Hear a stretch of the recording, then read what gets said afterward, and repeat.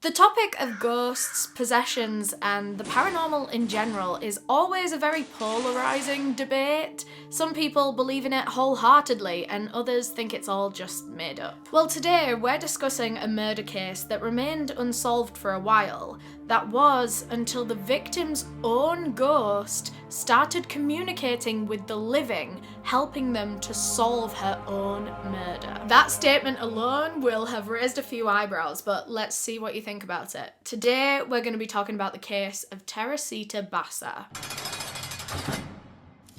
Before we get into the case, I do just want to thank our sponsor for making this video possible, Casetify. Casetify are the world's most popular tech accessory brand, known for their global collaborations and their insanely protective phone cases. I am such a clumsy person. I drop my phone so many times a day, and I have used exclusively Casetify phone cases for years because I simply do not trust my phone in any other type of phone case. Because Casetify's cases are military grade drop tested, some of them are even drop protected from up to 20 feet in the air. They have tested dropping their phone cases from different heights and the phones are fine. I've literally never had my phone smash in a Casetify case. So my phone hasn't smashed for years. I am so grateful for finding them. I think it's so worth paying a little bit extra for a phone case with extra protection because you've already spent so much money on your iPhone and you don't want to spend even more money fixing the screen and stuff like that when all you need to do is buy one phone case that will protect your phone for as long as you've got it. But there's so many other things that I love about Casetify as well, things that I think make them stand out as a brand, like their sustainability and their dedication to be environmentally friendly. Their phone cases are made from 65% recycled and plant-based materials, and a lot of that is old upcycled phone cases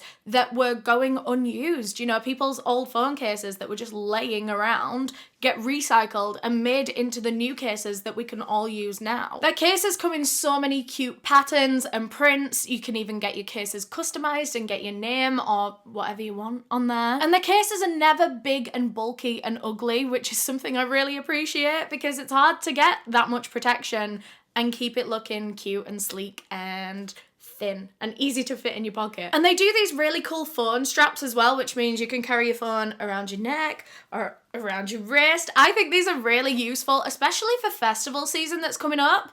Like, no one's taking your phone if it's like around your neck. And Casetify are very kindly offering you guys a discount when you go through my link, casetify.com/Eleanor. The link is down below in the description. Going through that link will automatically apply 15% off for you at checkout. So thank you so much to Casetify for sponsoring this video and for that discount. Quickly before we get into the video, I do just want to give my usual disclaimer that I mean absolutely no disrespect to anyone that I talk about in this video. This video is for educational purposes, and everything that I'm about to say is just information that I have found on the internet and I'm compiling into one video. Not many content warnings for this case. The only one that I picked up on was brief mention of sexual assault. So if you don't want to hear about that right now, I completely understand. Click out of the video. Hopefully I'll get to see you some other time with a different video, but for now, look after yourself. And with all that being said, let's get into the case. So today's case takes place in Chicago, Illinois in the 1970s. That was where 48-year-old Teresita Basa was living and working. She was originally born in the Philippines in 1929, and she lived there for quite some time. And when she was very young, and to be fair for the rest of her life, but it started when she was very, very young, Teresita was obsessed with music. They could tell, like all her family, her parents could tell that this passion of hers was serious. And it continued all the way into her adulthood. When she was younger, she learnt to play the piano and she would be practicing every chance she got. She so desperately wanted to do her passion as a career one day, as everyone does. Everyone wants to be able to love their job. And so she was desperately trying to find a job in music. But there in the Philippines, she was finding it quite hard. Well, hard is an understatement. She was finding it practically impossible. All the way through her 20s, she was trying and failing, trying and failing. She knew that she needed to find another route to her dream job. She had to take another path. So when she was in her 30s, Teresita Basa made the big move to America. She moved from the Philippines to Chicago, Illinois, and she was planning to take some music courses at a university, and you know, educate herself, get herself some qualifications, and then go out there and get that job in music. She eventually graduated with her diploma in music, some sort of music course, and she went out there into the world of work thinking, this is going to be so much easier now, this job will just fall into my hands. But it didn't. She found it so hard to find a music themed job there in Chicago. It was just as hard as it had been in the Philippines. She ended up taking a job at a hospital in the meantime, which is quite a different line of work, but yeah, she started working her way up in the medical field. Eventually in the 1970s, she'd been working there for quite some time, over a decade. She eventually became a respiratory therapist, and she was good at her job. She was a really good nurse. I mean, to say that that was never her dream, it was never on the cards for her, but she was really good at it. But the dream of having a job in music wasn't dead yet. She was determined to get there eventually, and so she decided to get even more qualifications under her belt, and she applied to do a PhD. So during the day, she's working at the hospital doing these long shifts, quite stressful work, isn't it, as well, like medical work, and then she would come home and she would do all of this work towards her PhD, all this studying and writing. I don't know how you get a PhD, Keisel. And then on top of that, on top of her work and her studies, she would also give free piano lessons to the local kids because she was just so passionate about music and she wanted to share that passion with others. She wanted to help others to be able to make beautiful, beautiful music. Teresita was such a hard-working and determined woman. She was never complacent with anything. She was always trying to do something new and trying to excel. Teresita was a very resilient woman, a very determined woman. No matter how many hardships or knockbacks she faced, she never lost her optimism. She never lost that spark and that passion for music. All her co-workers at the hospital thought that she was a lovely woman, albeit a bit quiet, but I guess if you are that dedicated and hardworking at your job, you're not gonna be around to be like chatting and gossiping at the water cooler. So her co-workers thinking she's quiet only tells me that she was hardworking. Teresita Basa was just a very normal woman, living a very normal life, but things didn't stay normal forever, and that's why we're here making this video. On February 21st, 1977, someone in Teresita's neighborhood woke up in the middle of the night and looked out of the window to see one of the apartment buildings billowing with smoke. Smoke was just flooding out of this one window, and so this neighbour called the fire department. They raced to the scene and ran all the way up to the 15th floor. The fire seemed to be contained to just one apartment on that floor. Firefighters tried to get into the apartment, but the door was locked, so they ended up having to just kick it in and run in there to try and start putting out this fire. Luckily, it really hadn't spread far at all. It was very concentrated in the living room of this one apartment, and as the fire started dying down more and more, they realised that it was a mattress that was on fire, just a mattress laying in the middle of the living room. And then as the flames start to go down even more, they noticed that there's a big lump in the mattress, as if there's something under it. Eventually, when the fire was fully put out, the police flipped this mattress, and underneath was the naked corpse of a woman. The woman still had a butcher's knife impaled in her chest, and that was very quickly concluded to be her cause of death. She had died from this one singular, very deep stab wound in the chest, and her killer had just left the knife inside her, and it seems they tried to get rid of her body as well by burning it underneath a mattress. The body was soon identified as that of 48-year-old Teresita Basa. She'd been murdered in her home, in her own home, by someone that seemed very sadistic and evil. It takes a very particular type of killer to leave the knife in a victim and stuff like that. Plus, her body was found naked, which suggests a sexual element to this crime. Her clothes were actually found in a pile right by her body, so it was as if her attacker had just ripped them off her and then thrown them to the ground. But actually, when Teresita's body was sent for an autopsy, they found no evidence of sexual assault or rape, which doesn't necessarily mean that there wasn't a sexual element to this crime. The killer could have got some sort of sexual gratification without, you know, having to actually touch her. Or alternatively, sometimes when a victim is found naked but not sexually assaulted, it could be for humiliation purposes. That could be their killer trying to embarrass them, you know, knowing that their body is going to be found by a bunch of people and they're going to be laid there naked, vulnerable, defenseless, dead. But who could have been capable of such a heinous murder? There were no obvious suspects because there were no dodgy people in Teresita's life. It wasn't like she had like a jealous ex-boyfriend, or like she wasn't in debt, she didn't do drugs, she wasn't mixing with bad people at all. Like I said, she was a very normal 48-year-old woman, normal job, normal friend group, she was normal. Her apartment was searched by the police and it was very, very ransacked when they found it. So immediately they're thinking, oh, robbery gone wrong or something. But it seemed they didn't actually, like, steal anything. Well, police couldn't tell if they'd stolen anything because there were still valuables about the house. They hadn't stolen, like, her TV or, like, anything. And this was 1977, where TV's not still kind of rare.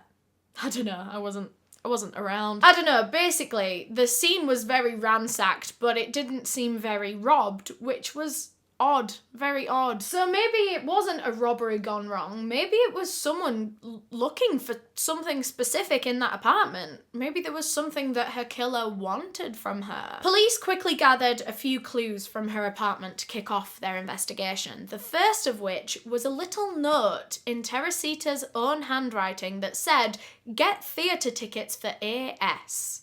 Now, police had no idea who or what AS was. They asked all of Teresita's friends and family, do you know an AS? Do you know who she was talking about? Do you know what theatre tickets she means? No.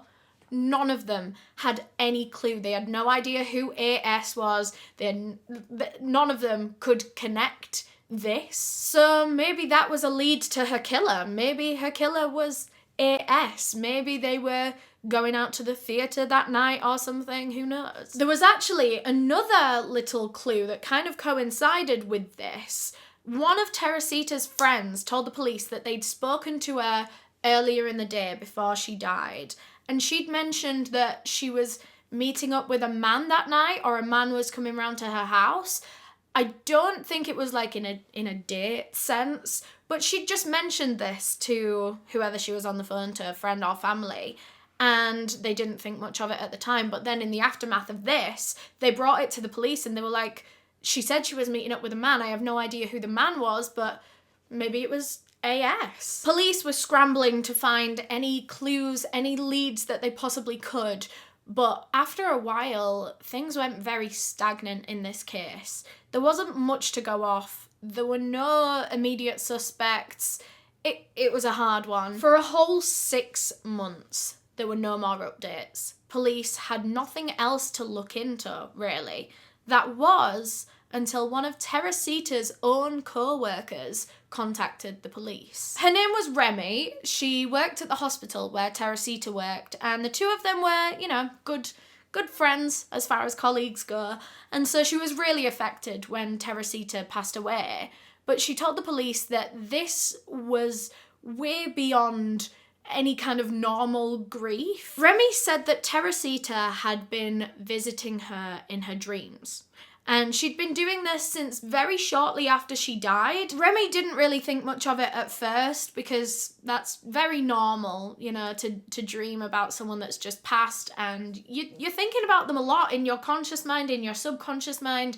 You know, it's not surprising that that would turn up in your dreams. So Remy just kind of expected this to be a short-lived thing that would, you know, it would calm down over time. But no, still at this point, 6 months in, she is still getting Teresita visiting her in her dreams all the time. And even now it's going beyond just visits in her dreams. They'd actually turned into full-on possessions of Remy's body. Right? They'd come to the police to say that Teresita Basa was possessing Remy. They said that the first time this happened, oh, they is Remy and her husband, by the way. Her husband was called Jose.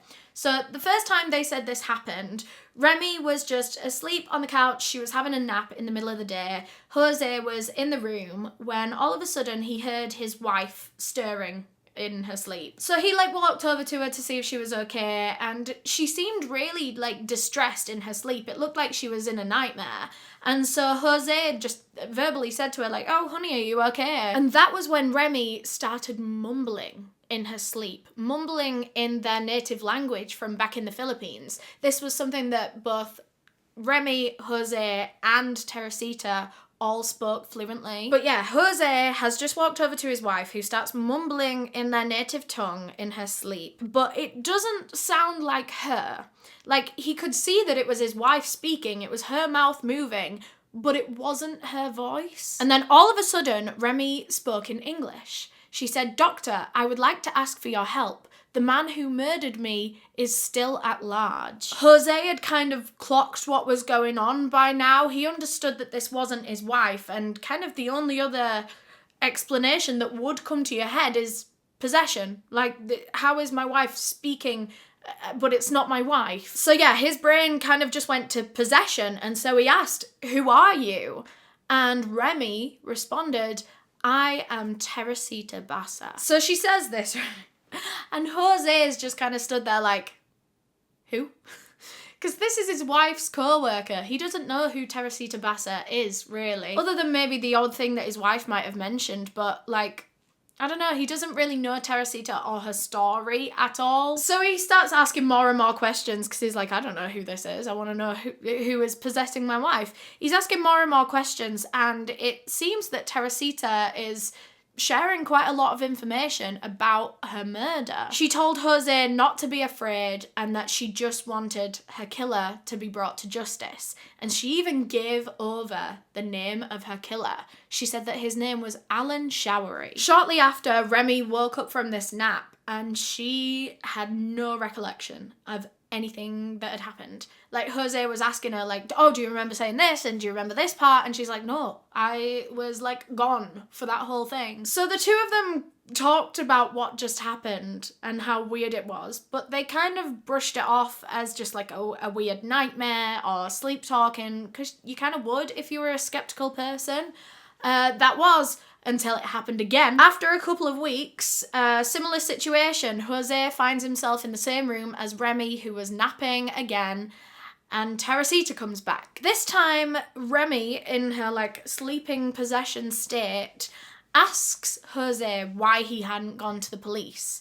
Teresita's saying, "I told you who my killer was, why haven't you taken this to the police?" And so Jose tries to explain to Teresita that he has no evidence. He can't just take this name to the police station and say, "Oh, you know, possession." Like, he has no evidence to say that this man did anything. He has no idea who Alan Showery is. So Teresita says that she can provide some evidence that he killed her. She can provide some proof so that he can take this to the police. She said that once Alan had killed her, he then went and stole all of the jewellery that she was wearing on her body at the time. I think it was earrings, necklace, and a ring.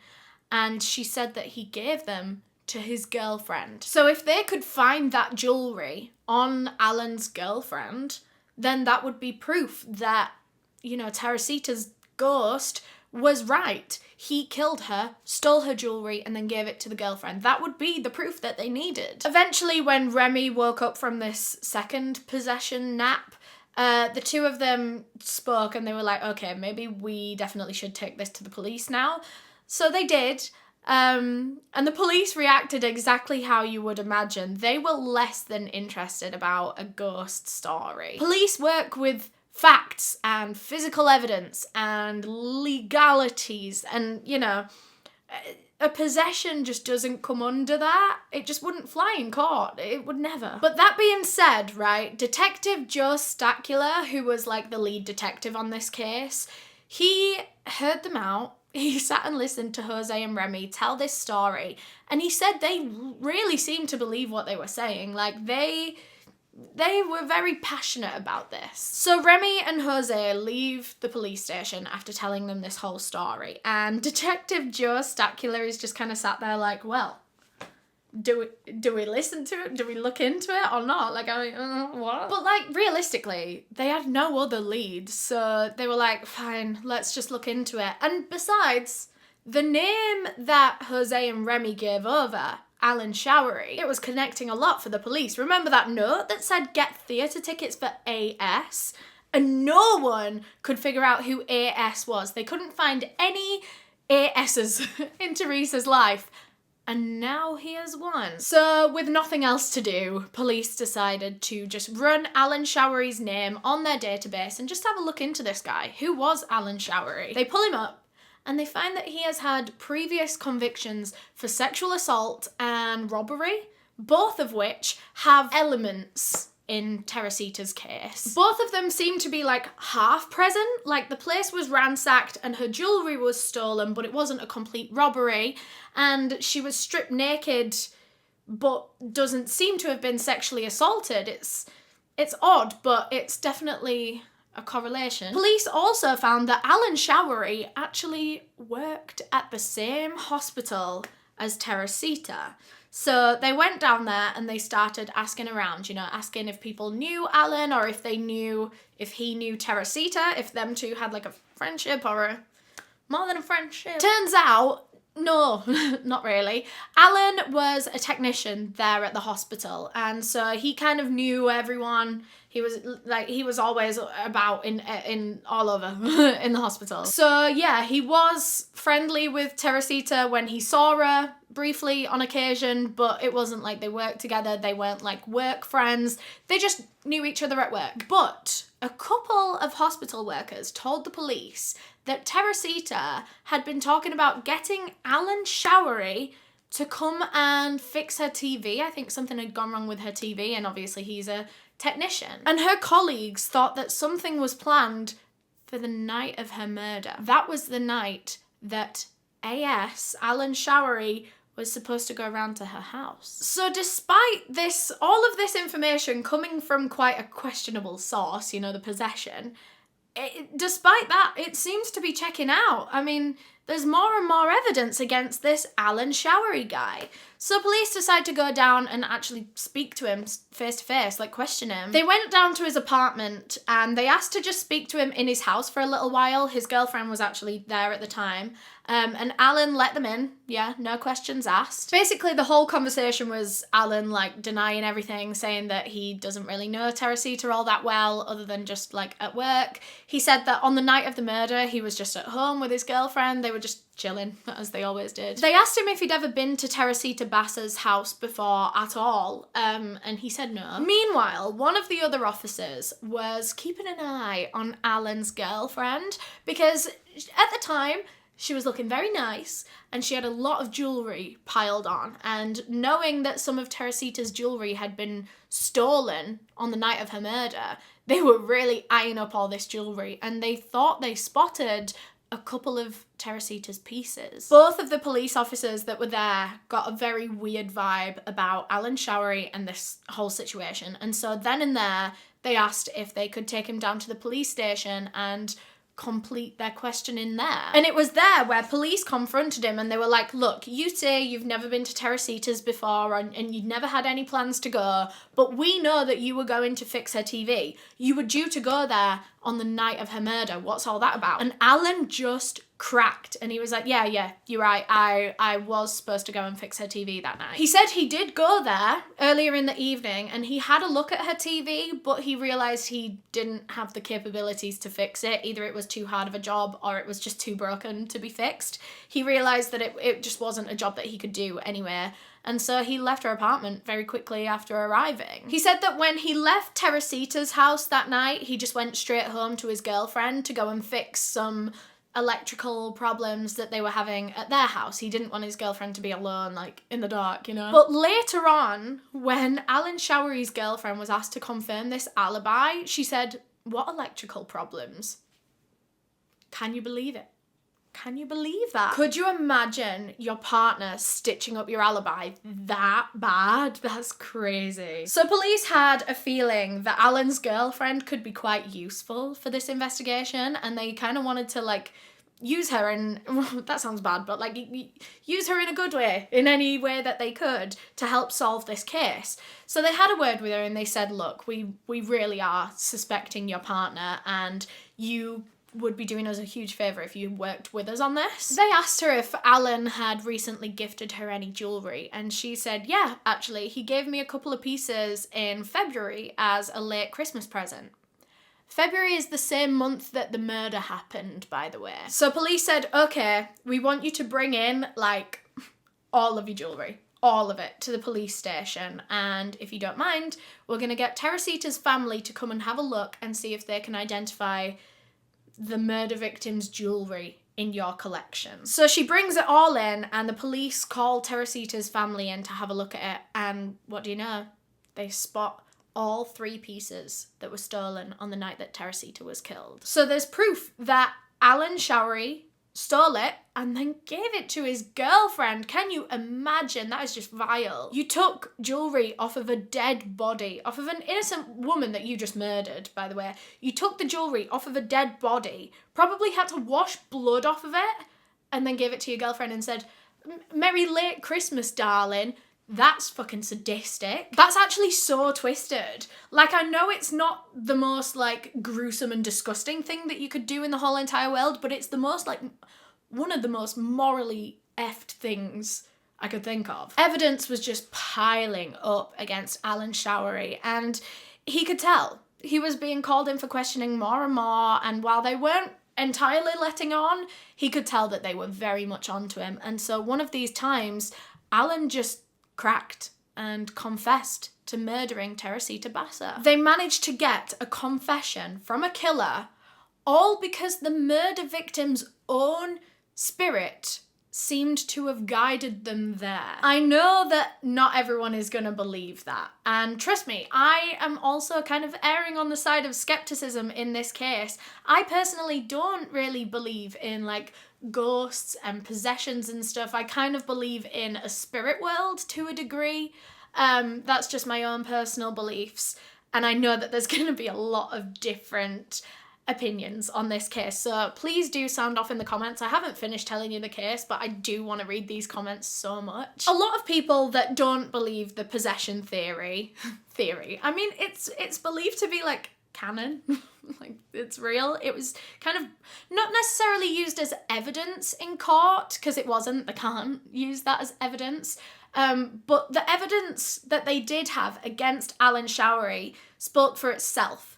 The possession was just kind of more of a lead that sent them in that direction to get the evidence. So the actual possession itself wasn't used, but crazy, isn't it, that? I've never heard anything like it in a true crime case. A lot of people that don't believe the possession theory believe that maybe Remy just knew more than she was letting on, but she didn't know how to tell police everything. Maybe she thought she would get into trouble if she, like, snitched on Alan Showery, and so maybe she made up this whole possession thing to try and, like, get that information to the police without it, like, really coming back on her. A lot of people think that's very believable. I mean, Remy worked at the same hospital as Teresita and Alan. Maybe she'd overheard something, or maybe she'd spoken to Alan. But I don't know, it's very specific that she knew that Alan Showery had stolen the jewellery off of Teresita's body and given it to his girlfriend. That's just a very specific piece of knowledge to have of a murder. I don't know.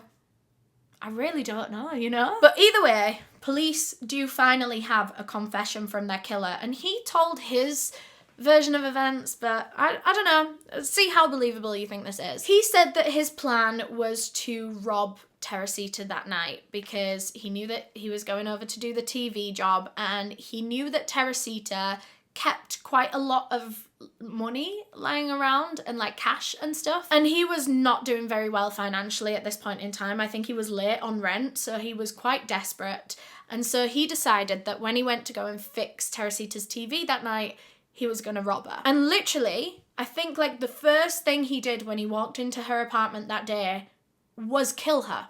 He killed her first, before even looking at the house and seeing what she has to steal. He murdered her straight away and then set about the rest of his plan. So his plan must have been to murder her from the get-go. If that's the first thing you're doing when you arrive, then that must have been the plan in your head as you were, walking up to the house and everything. So Alan's committed this murder and he decides he's now going to try and throw police off his scent. And he tries to stage this attack as if it was sexually motivated in a way. This is all what Alan says, by the way. This part isn't actually fact as far as I'm aware. This is his statement. So he says he killed Teresita and then ripped all her clothes off so that it would look like a sexually motivated attack, but then he didn't actually touch her.